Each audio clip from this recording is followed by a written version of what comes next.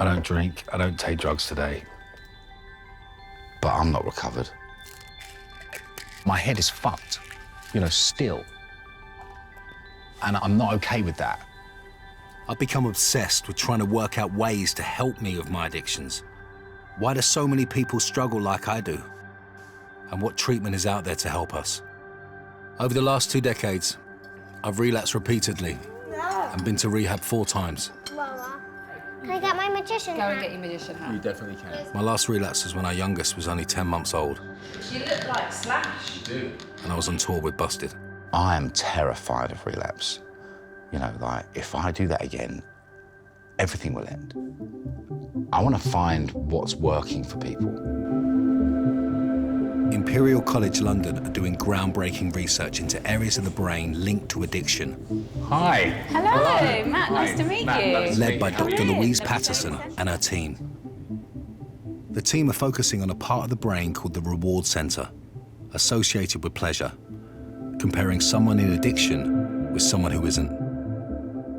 So what we found is that people who have dependence to drugs and alcohol have a much lower response in their reward center. Why do you think that is? These changes that we're seeing in the brain aren't necessarily as a result of using a substance. They may actually have been, or somewhat, may have been there before the addiction developed. So it's like it's a marker of addiction or a marker of vulnerability to relapse. I mean, that is absolutely huge. You know, relapse is one of the most terrifying things about getting into recovery in a way. And I've relapsed many, many, many times. And it's been, and I've sometimes not seen it coming. So the idea is if we can target that particular area of the brain with medication, Yes. and there's a chance that we can normalise that response in the brain. And what we've shown is that this drug, this medication, can restore that response within the reward centre of the brain.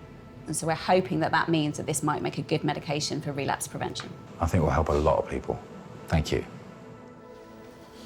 For 20 years, I've been avoiding therapy that looks into my childhood. Hello. But I'm going to the Tavistock, a leading NHS mental health clinic in London that helps hundreds of people every year. Joe, thanks so much for seeing me. It's an Thank you. absolute pleasure, Matt. When I've been in therapy in the past, it's like when I think to my childhood, I had a really, I had a challenging time at home.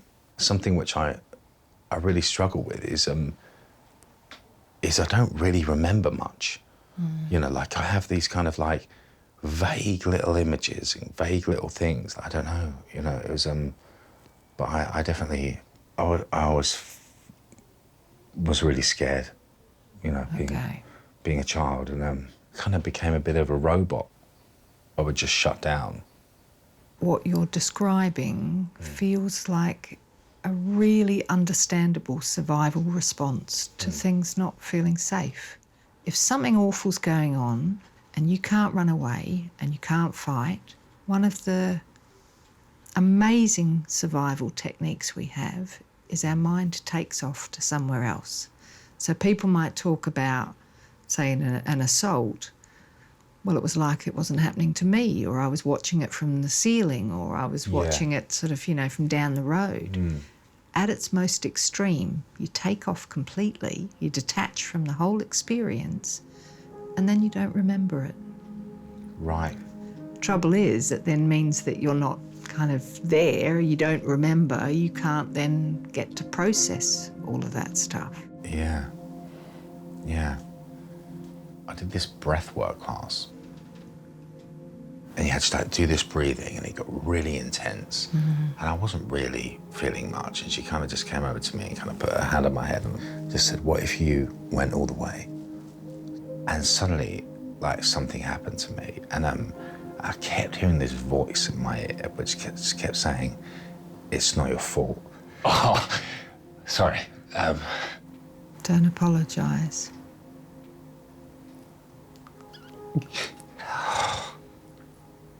So there was a large-scale study, and they took 10 simple questions about adverse childhood experiences, things like domestic violence at home, parents separating, a parent with addiction, physical abuse, emotional abuse, that kind of thing, and just got people to say yes or no to having had those experiences. So there's 10 of the ACEs. They asked over 17,000 people. If you have 5 or more ACEs, you are somewhere between 7 to 10 times more likely to have addictions. That is incredible.